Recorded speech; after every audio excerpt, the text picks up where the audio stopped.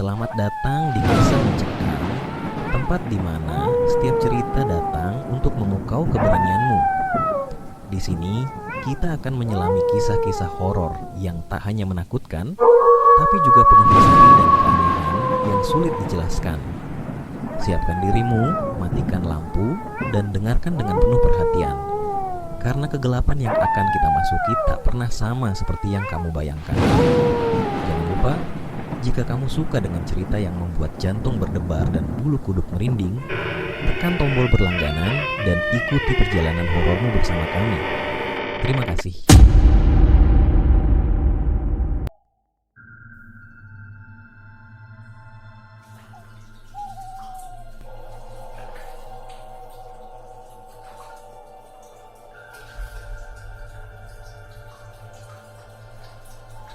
Di sebuah desa terpencil bernama Waringin Jaya, kehidupan warga berjalan seperti biasa hingga sebuah tragedi mengubah segalanya.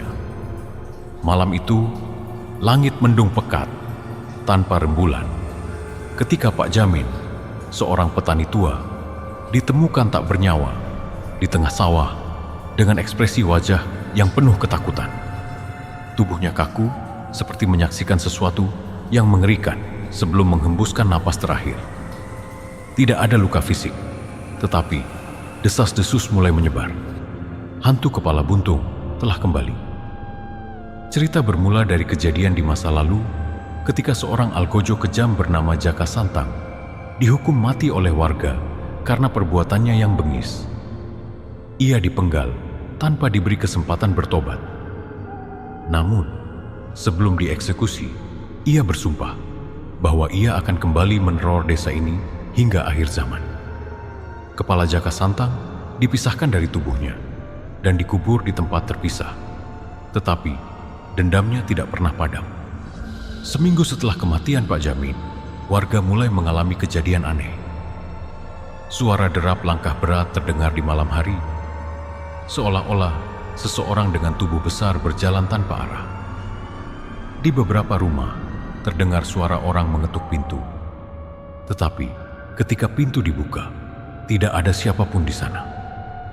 Puncaknya terjadi ketika salah satu warga, Ibu Surti, bersumpah melihat sesosok tubuh besar tanpa kepala berdiri di depan jendela rumahnya, menatapnya dengan mata tak terlihat. Menurut kisah nenek moyang, kepala Jaka Santang dikubur di tanah angker dekat hutan larangan desa. Konon, kepala itu terkutuk dan tubuhnya yang tanpa kepala berkeliaran mencari bagian dirinya yang hilang. Namun, legenda menyebutkan bahwa siapapun yang melihat wujud tubuh tanpa kepala itu akan mendapatkan kutukan 7 hari yang membawa kematian. Teror semakin menjadi-jadi ketika seorang pemuda bernama Darto yang dikenal suka menantang hal-hal mistis mencoba memasuki hutan larangan tersebut. Ia ingin membuktikan bahwa hantu kepala buntung hanyalah mitos. Namun, keesokan harinya, tubuh Darto ditemukan di dekat hutan dengan luka seperti cakaran besar di dadanya. Tubuhnya ditemukan tanpa tanda kehidupan, sementara di sekitarnya terdapat jejak kaki besar yang tampaknya berhenti di tengah-tengah ladang, lenyap begitu saja. Warga desa mulai ketakutan untuk keluar rumah setelah matahari terbenam. Bahkan mereka yang berani keluar sering merasa diawasi oleh sesuatu yang tak terlihat. Sebagian warga percaya bahwa Jaka Santang tengah mencari tubuh baru untuk mengisi dendamnya yang tak pernah selesai. Sebuah ritual dilakukan oleh dukun desa, Pak Tirto, untuk mengusir kehadiran jahat itu. Namun, selama ritual berlangsung, sebuah angin kencang tiba-tiba berhembus, meniupkan aroma busuk yang menusuk hidung. Pak Tirto tiba-tiba terjatuh dan menggigil sembari berteriak, "Dia di sini, dia ingin kita semua mati." Puncak dari kejadian ini terjadi pada malam Jumat Kliwon. Warga desa mendengar suara langkah berat dan seretan besi dari jalan utama. Ketika mereka mengintip dari jendela, terlihat sosok tubuh tanpa kepala dengan darah menetes dari lehernya. membawa sebuah pedang besar yang menyeret di tanah. Sosok itu berhenti di depan balai desa dan menghantamkan pedangnya ke tanah hingga suara gemuruh terdengar. Jeritan terdengar dari rumah-rumah warga yang melihat penampakan itu. Beberapa warga mengaku mendengar suara berat yang berbunyi, "Berikan aku kepalaku." Keesokan harinya, balai desa ditemukan hancur dengan bekas luka pedang besar di pintu dan dinding. Seorang warga tua bernama Mbah Karso mengatakan bahwa hantu itu hanya bisa dihentikan jika kepala dan tubuh Jaka Santang dipersatukan kembali dan diadakan ritual pembersihan arwah. Namun, tidak ada yang berani mendekati hutan larangan untuk mencari makam kepala tersebut. Setelah kejadian di balai desa, suasana di desa Waringin Jaya semakin mencekam. Warga yang masih bertahan hidup dalam ketakutan yang terus membayangi. Setiap malam, suara langkah berat dan seretan besi yang mengerikan terdengar semakin mendekat ke rumah-rumah mereka. Tidak ada tempat yang terasa aman, bahkan di dalam rumah sekalipun. Mbah Karso, satu-satunya orang tua yang mengaku mengetahui asal mula kutukan ini, akhirnya bercerita lebih dalam kepada beberapa warga yang tersisa. Ia mengungkapkan bahwa kepala Jaka Santang tidak dikuburkan secara wajar, melainkan dilemparkan ke jurang hitam yang ada di tengah hutan larangan. Jurang itu dikenal sebagai lubang hitam tanpa dasar oleh penduduk setempat, tempat yang diyakini sebagai pintu gerbang menuju dunia arwah yang tidak tenang. Namun, sebelum dilempar ke jurang, kepala Jaka sempat diberkati oleh seorang dukun hitam yang dibawa dari luar desa. Dukun tersebut menyegel kutukan ke dalam kepala Jaka dengan menggunakan darah ayam hitam dan mantra kuno yang penuh kebencian. Ritual ini dilakukan agar arwah Jaka tidak pernah bisa pergi ke dunia akhirat. Tujuannya agar dia menjadi penjaga desa dari musuh-musuh luar. Sayangnya, kutukan itu justru menjadi bumerang bagi desa itu sendiri. Karena dendam Jaka yang membara pada para algojo dan penduduk tidak pernah padam. Desa Waringin Jaya dikelilingi oleh hutan lebat yang gelap, di mana tidak ada orang yang berani masuk setelah senja. Hutan larangan itu dikenal memiliki suasana dingin yang tidak biasa, bahkan pada siang hari.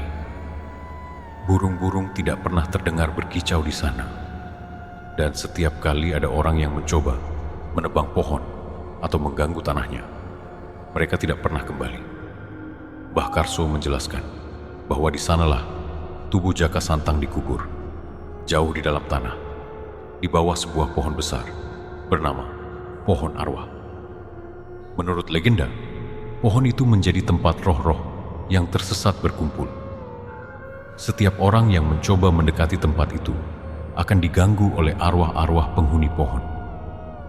Mbah Karso meyakini bahwa untuk menghentikan teror Jaka Santang, kepala dan tubuhnya harus dipersatukan di bawah pohon itu. Tetapi ritual harus dilakukan dengan hati-hati. Kesalahan sekecil apapun akan memperburuk kutukan. Para pemuda yang tersisa di desa dengan penuh keberanian atau mungkin keputusasaan memutuskan untuk menyusun rencana mencari kepala Jaka di jurang hitam. Kelompok itu terdiri dari 5 orang: Dimas, Arman, Sinta, Bagas, dan Lila. Sebelum berangkat, mereka meminta Mbah Karso memberikan mereka benda-benda pelindung seperti daun sirih dan keris kecil yang telah dijampi-jampi. Malam itu, mereka memasuki hutan larangan dengan perasaan tegang. Udara semakin dingin dan suasana terasa berat. Pohon-pohon seperti hidup, rantingnya bergerak meskipun tidak ada angin. Suara langkah kaki mereka menggema, tetapi terasa seperti ada suara langkah lain yang mengikuti mereka. Setiap kali mereka menoleh, tidak ada apa-apa. Ketika mereka sampai di tepi jurang hitam, suasana berubah menjadi sangat mencekam. Kabut tebal menyelimuti tempat itu, dan suara-suara aneh seperti bisikan terdengar dari dalam jurang. Dimas, yang memimpin kelompok itu, menyalakan obor yang mereka bawa. Ketika cahaya menerangi jurang, terlihat bayangan samar kepala Jaka Santang dengan mata kosong yang memancarkan cahaya merah redup, seperti sedang mengawasi mereka. Saat mereka mencoba menarik kepala itu dengan menggunakan tali, suara tawa mengerikan tiba-tiba terdengar dari segala arah. Tanah di sekitar mereka mulai bergetar, dan dari balik pepohonan muncul tubuh tanpa kepala yang membawa pedang besar. Tubuh itu bergerak dengan kecepatan yang tidak masuk akal, mendekati mereka dengan gerakan melompat. Sinta menjerit dan hampir terjatuh ke dalam jurang, tetapi Dimas berhasil menariknya kembali. Arman, yang mencoba menghadapi tubuh itu dengan keris yang diberikan oleh Mbah Karso, dilemparkan ke tanah dengan kekuatan yang luar biasa.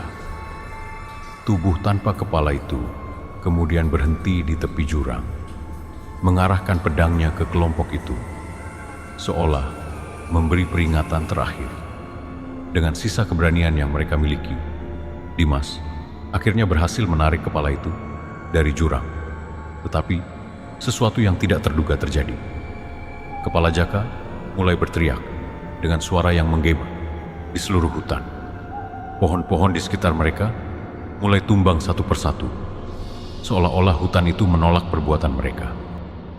Mereka berlari secepat mungkin menuju pohon arwah untuk menyelesaikan ritual. Namun, tubuh tanpa kepala terus mengejar mereka, menghancurkan apapun yang menghalanginya. Ketika mereka tiba di bawah pohon arwah, Mbah Karso yang sudah menunggu di sana mulai melafalkan mantra-mantra kuno.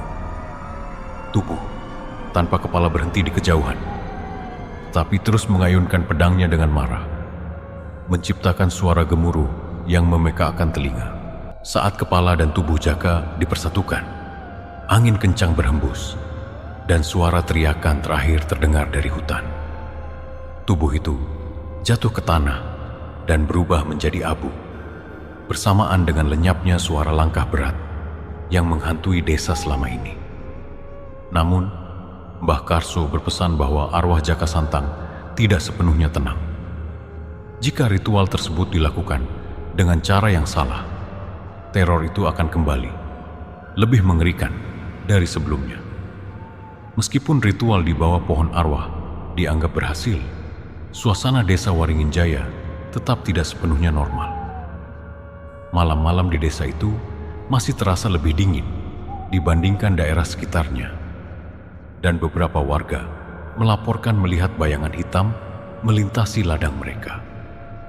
Seiring waktu, desas-desus tentang kebangkitan kembali Jaka Santang mulai menyebar, terutama setelah beberapa hewan ternak ditemukan mati dengan luka aneh di leher mereka.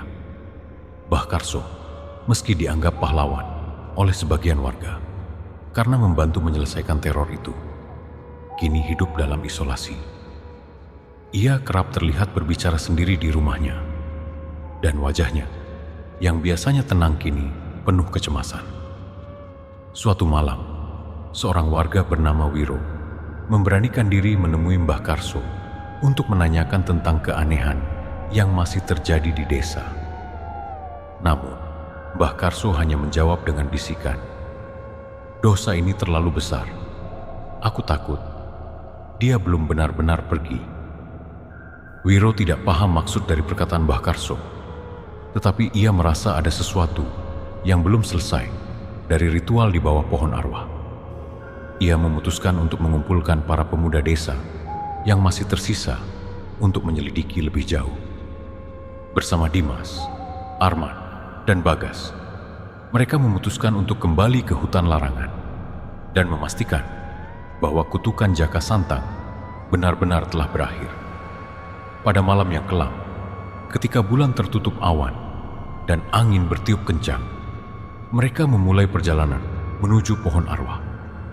Setibanya di sana, mereka menemukan tanda-tanda aneh di sekitar pohon tersebut. Ada bekas-bekas darah yang seolah baru, dan akar pohon tampak bergerak perlahan, seperti makhluk hidup.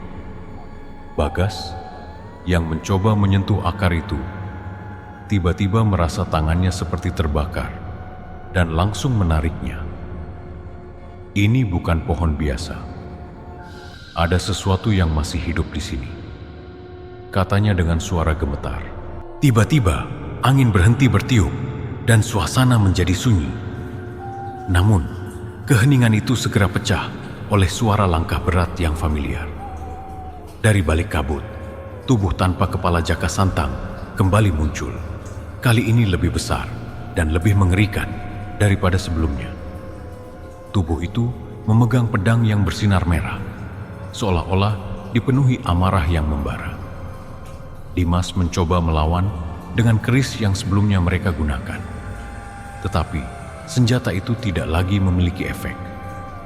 Setiap kali ia mencoba mendekati tubuh itu, pedang besar Jaka Santang menghantam tanah, menciptakan retakan yang hampir membuat mereka semua terjatuh. Ini tidak mungkin. Bukankah dia sudah pergi? Teriak Arman, panik. Di tengah kekacauan itu, Mbah Karso tiba-tiba muncul dari kegelapan. Ia membawa sebuah kitab tua yang tampaknya penuh dengan mantra kuno. Dengan suara gemetar, ia mengakui dosa besar yang telah ia lakukan. Aku tidak memberitahumu semuanya. Aku tidak melakukan ritual dengan benar. Aku takut jika aku menyelesaikannya, arwah Jaka akan menyeretku ke dunia lain. Mbah Karso menjelaskan bahwa ritual pemersatuan tubuh dan kepala Jaka sebenarnya memerlukan pengorbanan besar. Seorang sukarelawan yang rela menjadi penebus dosa desa. Namun, ketakutan Mbah Karso membuatnya memalsukan beberapa langkah ritual tersebut, sehingga kutukan Jaka tidak sepenuhnya terangkat. Kini, dendam Jaka semakin besar, bukan hanya kepada Algojo dan warga desa, tetapi juga kepada siapapun yang mencoba menghentikannya. Mbah Karso meminta para pemuda untuk melindunginya, sementara ia melafalkan mantra terakhir untuk menyelesaikan ritual yang terputus. Tubuh Jaka Santang semakin mendekat, mengayunkan pedangnya dengan kekuatan luar biasa. Pohon-pohon di sekitar mereka tumbang, dan tanah mulai berguncang hebat. Dimas, dengan keberanian yang tersisa, berhasil memancing tubuh Jaka menjauh dari Mbah Karso, memberikan waktu bagi sang tetua untuk melafalkan mantra. Namun, semakin mendekati akhir ritual, tubuh Jaka semakin agresif.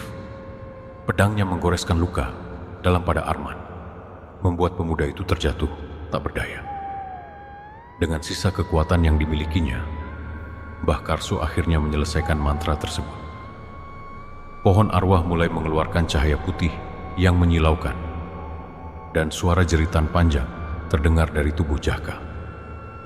Tubuh itu berhenti bergerak, lalu perlahan hancur menjadi debu, tersapu oleh angin malam. Namun, saat cahaya meredup, Mbah Karso terjatuh ke tanah. Dengan napas terakhirnya, ia berkata, "Dosa ini akhirnya lunas. Jaka, semoga kau tenang di sana." Setelah itu, ia meninggal dunia, meninggalkan warga desa dengan rasa kehilangan yang mendalam. Desa Waringin Jaya akhirnya kembali tenang, tetapi luka dari kejadian ini akan selamanya membekas di hati penduduknya. Pohon arwah kini dianggap sebagai tempat suci, dan tidak ada yang berani mendekatinya lagi.